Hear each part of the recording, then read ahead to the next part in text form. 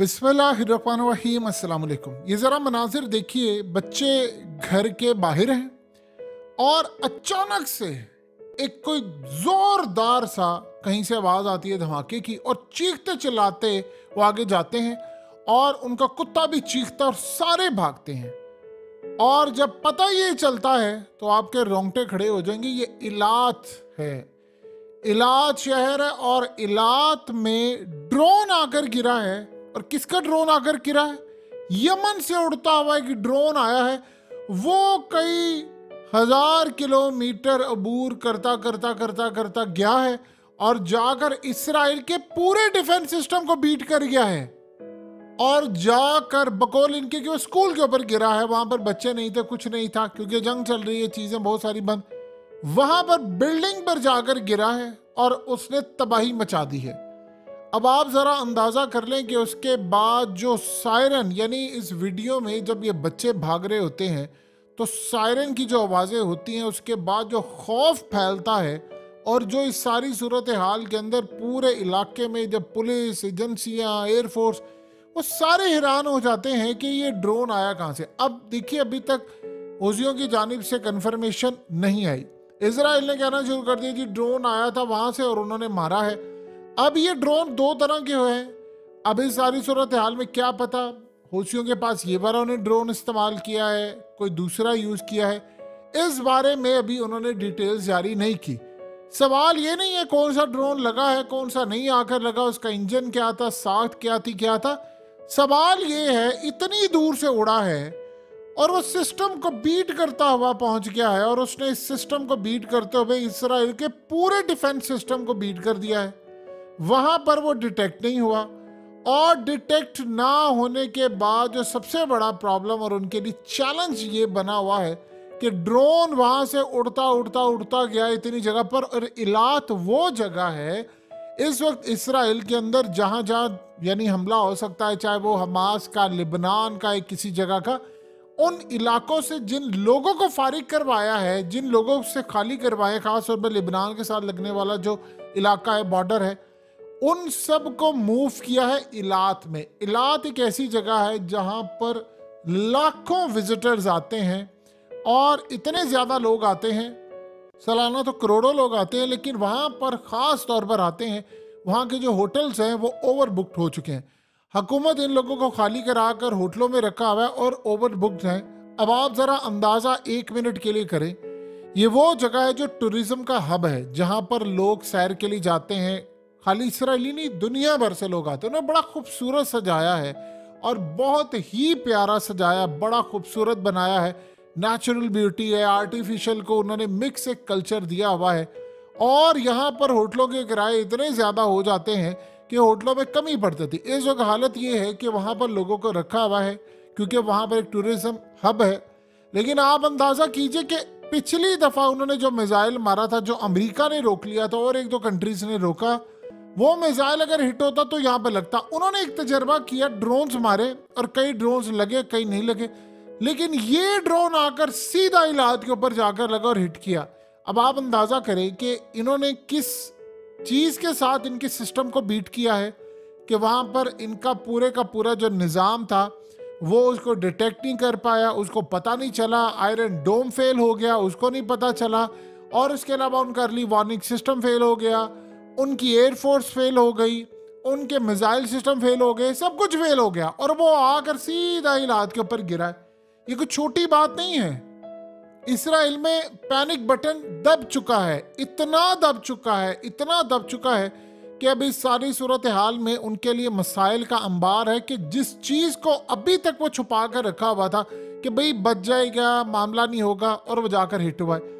देखिए, ये जो इस वक्त सूरत हाल पैदा हो रही है वो बड़ी ही अजीबोगरीब है इसराइल के लिए कि अगर यमन से कोई कल को वो जिस तरह वो मिसाइल फायर करते हैं, वो तो इंतजार ही नहीं करते, वो कल को मिसाइल फायर करते हैं, और उनके पास टेक्नोलॉजी हिजबुल्लाह से कई गुना ज्यादा है। यहां से वो मिसाइल फायर करते हैं और वो मिसाइल जाकर सीधा इलाद के ऊपर हिट कर जाता है। और उसके बाद अगर लेट से मिसाल के तौर पर अगर ये इनसे मिस हो जाता है और किसी होटल पर जाकर, किसी बिल्डिंग पर जाकर कोई खतरनाक है, और आप बताइए कि पूरे का पूरा होटल या एरिया पूरा उड़ जाता है, तो वहां पर टूरिज्म तो क्या, पाकिस्तान में एक दफा क्रिकेट का हाल हुआ था श्रीलंकन टीम पर, हमने 10 साल पूरी कोशिश की वहां पर क्रिकेट टीम लाने, और जो हमारा हाल हुआ कि आज भी टीमें नहीं आती। तो यहां से आप अंदाजा कर सकते हैं कि इनका मामला क्या है। इनका तो मामला ही बिल्कुल अलग है और इनकी तो सूरत हाल ही बिल्कुल अलग है। इन्होंने तो पूरी दुनिया से बड़ी मुश्किल से अपने लोग लाए हैं, टूरिज्म इन्होंने बहाल की हुई है। अब वहां पर हालत ये है कि अभी तो ये जंग में बहुत सारा यानी पार्टिसिपेशन होना बाकी है। बहुत सारे ममालिक ने तो पार्टिसिपेट करने से इनकार किया है, बहुत सारे तो कह रहे हैं कि ना हो। अर्दोगान बार बार कह रहे हैं मुस्लिम ममालिकों के कब तक हम इंतजार करेंगे। सबके सब तो इंतजार करने बैठे हुए, सब इस बात को देख रहे हैं। देखिए सूरत हाल बड़ी ही इस वक्त इसराइल के लिए खराब है। उसकी वजह यह है कि इस वक्त CIA के चीफ और मोसाद ये असल में कतर के साथ मामला तय कर रहे हैं, और मामला इस तरह तय कर रहे हैं कि वो कह रहे हैं कि आप हमें बताएं कि ये जंग किस तरह रुक सकती है, क्या मामला हो सकता है और किस तरह हम इस लड़ाई को रोक सकते हैं। यानी इस वक्त 3 दिन का पॉज कह रहे हैं कि आप जो 3 दिन तक जंग बंदी कर लें, कैदी रिहा करवा लें। बहुत सारे मामला यहाँ पर जारी हैं। आप जानते हैं कि हमास का जो ऑफिस है इस्माइल हानिया तो कतर में होते हैं या फिर वो इस्तांबुल में होते हैं।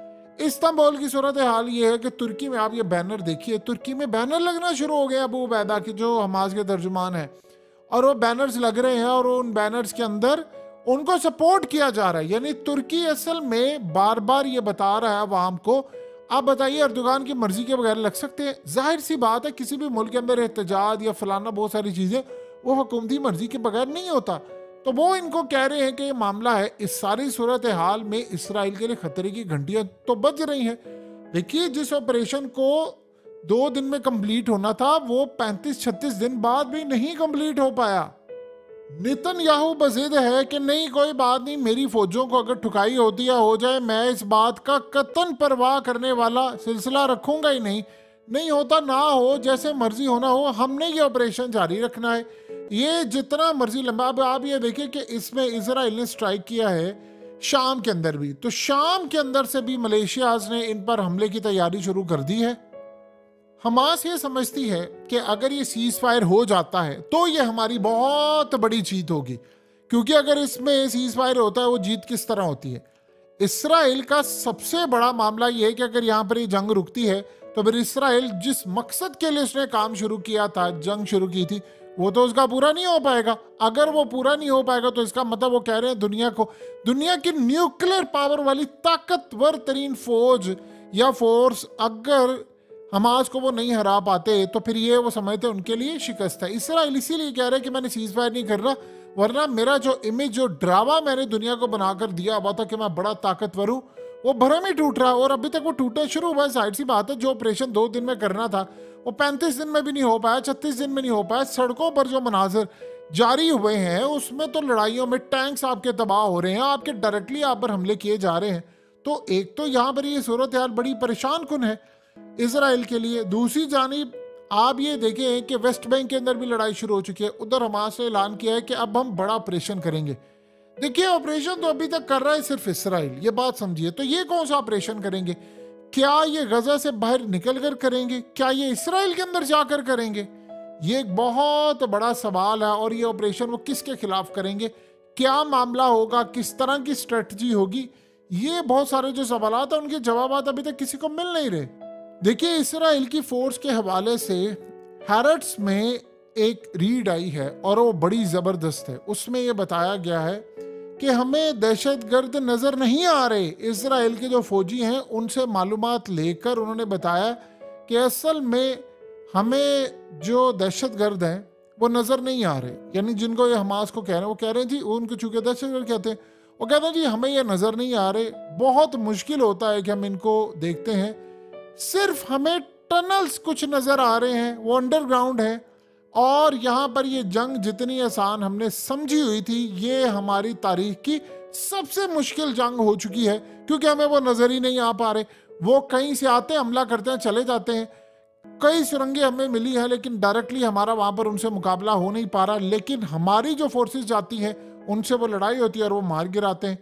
ये आप अंदाज़ा कीजिए। देखिए इसराइल का मीडिया ख़ास तौर पर पहली मर्तबा नज़र आया है कि बहुत सारे मामलात में वो उनको कंट्रोल नहीं है। यानी उनकी जो ख़ास तौर पर मीडिया को कंट्रोल करने वाली हुकूमती पॉलिसी है, बहुत सारी चीज़ें हो सकती हैं, लेकिन हर हद में वही नहीं कहा। वो अपनी फ़ौज के बारे में बता रहे हैं कि कितनी उनको नाकामी मिल रही है।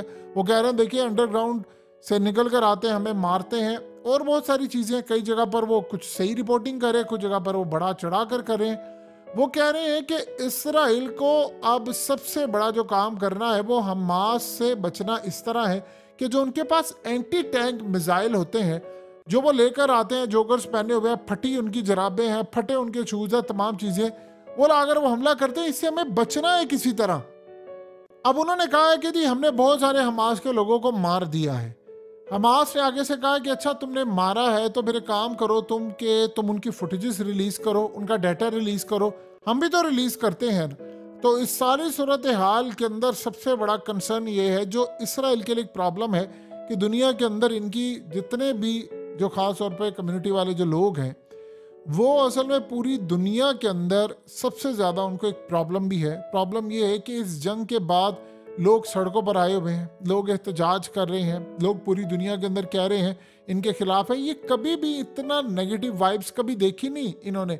नैरेटिव बेचना तो दूर की बात, आप बताइए कि आप क्या नैरेटिव बेचेंगे। आपने, यानी नॉर्वे ने और सारी यूरोपीय यूनियन ने कहा कि तुमने तो हमें ये बात कही थी कि ये जंग हमास के खिलाफ है, तो आम लोगों को क्यों मार रहे हो। अब आप देखिए ये मनाजिर जब लोगों ने देखे हैं कि फ़लस्तीनी अपना घर बार छोड़कर जा रहे हैं, तो वो कहते हैं कि ये बात बिल्कुल ठीक कहते थे, इलाका हमारा था, छोड़कर जा रहे हैं, हमें फ़ोन आ रहे हैं एजेंसियों के कि तुम लोग निकल जाओ, हम यहाँ पर बम मारने वाले हैं, हमें टावर अपना बचा सकते हो, बचा लो, अगर तुम नहीं निकलोगे तो ऐसा हो जाएगा, वैसा हो जाएगा। यानी इस तरह की वो कहते हैं सूरत हाल। वो कहते हैं हमने तो आज से पहले कभी ये मनाजिर देखे नहीं है, ये नज़ारे देखे नहीं है, इस तरह की चीज़ें नहीं देखी। तो ये सारे का सारा जो मामला है ये तो हमारे कंट्रोल से मुकम्मल तौर पर बाहर हो रहा है। अब आप अंदाज़ा कर लें कि दुनिया में खबरें जा रही है, मनाजिर जा रहे हैं, तो क्या लोग खुश होंगे इससे? जाहिर सी बात है लोग खुश नहीं होंगे, उनको गुस्सा आएगा, उनको तकलीफ होगी। लोग ये कह रहे हैं कि हमसे एड लेते हैं, चाहे वो अमेरिका से लेते हैं, यूरोप से लेते हैं, फैसिलिटीज़ लेते हैं, और उसके बाद ये आम लोगों का ये हशर वहाँ पर कर रहे हैं। आप सोचिए ज़रा, उनके घर, आप एक जगह पर बैठे हैं, कल कोई बंदा आपको कहता है कि घर खाली कर दो या हम बिल्डिंग गिरा देंगे, कल सुबह यहाँ पर मिसाइल लगेगा, आप बताइए आप पर क्या बीतेगी, आप कहाँ पर जाएंगे? और कोई मुल्क आपको लेने को तैयार नहीं है। ऊपर से इसराइली क्या कहते हैं, इसराइली ऊपर से कह रहे हैं कि असल में एक काम आप कर सकते हैं, इनको जॉर्डन भेज दें, आयरलैंड भेज दें, इनको दुनिया के 100 ममालिक में तकसीम कर दें, 25-25 हज़ार हर मुल्क में दे दें, और इसराइल कह रहे हैं उसको फैसिलिटेट भी करेगा। यानी अगर किसी ने यूरोप में शिफ्ट होना है तो हम 25,000 किसी मुल्क में शिफ्ट करा देंगे, कुछ मुस्लिम कंट्रीज़ में करा देंगे, कुछ फलाना करा देंगे, कुछ ये करा देंगे। आप सोचिए ज़रा कितनी डिटाई से वो बातचीत कर रहा है। और साथ उसने ये भी कहा है कि मैंने हालिया जो बातचीत की है, मिस्र को कहा है कि तुम लोग इनको ले लो। ये सारी बातें वो कर रहा है, लेकिन ये उसके पास जवाब अभी तक नहीं आ पा रहा कि तुम्हारा डिफेंस सिस्टम कैसे फेल हो रहा है, तुम्हारे मुल्क के अंदर ड्रोन्स कैसे हिट हो रहे हैं, कैसे मिसाइल आते हैं, और कैसे तुम्हारी फौज ना काम हो रही है। तुमने तो ग्राउंड ऑपरेशन 2-3 दिन में कंप्लीट करना था, वो कैसे कंप्लीट नहीं हो पा रहा। अब आप सोचें कि ऐसी सूरत हाल में एक बिजनेसमैन है जो अमेरिका से आया हुआ है, इलात रह रहा है, और वो बिलियनर है, तो क्या वो रहेगा इलात के अंदर? वो कहेगा मैं तो जा रहा हूँ यहाँ से, उसने इन्वेस्टमेंट किया। अब आप बताइए, इलात वो जगह है कि जहाँ पर बहुत ज़्यादा इन्वेस्टमेंट होती है, बड़ी बैरूनी कंपनीज आती हैं, टूरिज्म है, होटल बनाते हैं, बिल्डिंग्स खड़ी करते हैं। अब वहाँ पर वो लोग कह रहे हैं कि भाई हम यहाँ पर क्यों इन्वेस्टमेंट करें, अगर ये बिल्डिंग्स तबाह हो जाएंगी तो हम कहाँ पर जाएंगे, क्या सूरत हाल होगी। ये सारे सवालात अभी इसराइल के पास इसका जवाब नहीं है। लेकिन एक बात ज़हन में रखिएगा कि अभी ये लड़ाई इसकी बड़ी आखिरी हद जानी है। जिस तरह हमास के लोगों ने कहा कि या तो हम मरेंगे, यानी उन्होंने कहा या तो हम जाने दे देंगे या फिर गाजी होंगे, दो ऑप्शन, इसके अलावा कोई चीज़ हमने रखी नहीं है। क्या मुकमुका या बीच वाली कोई सूरत हाल, कोई जो उनके साथ डील को फलाना। उन्होंने कहा जी ऐसा नहीं होना, हम तो जान हथेली पर रख कर इस वक्त लड़े हैं और इस लड़ाई को मंतकी अंजाम तक लेकर जाएंगे। देखिए इसराइल ने अभी तक कोशिशें जो कर रहा है वो नाकामी है, और एक ख़तरनाक सूरत हाल है कि एक लावा कहीं फटने वाला है, क्योंकि इसराइल की फोर्सेस ऑपरेशन पूरा नहीं कर पा रही और लड़ाई में उनके लोग भी मारे जा रहे हैं। तो फिर सवाल ये पैदा होता है कि ऑप्शन क्या है। वो ऑप्शन उनके जो मिनिस्टर ने बात कर दी थी कि भाई हम कोई एटम बम मार सकते हैं या कोई ऐसी सूरत हाल हो सकती है, इस बात के हवाले से क्या मामलात हैं, उनके पास ये ऑप्शन कितनी देर तक कारआमद होगी, ये देखना होगा।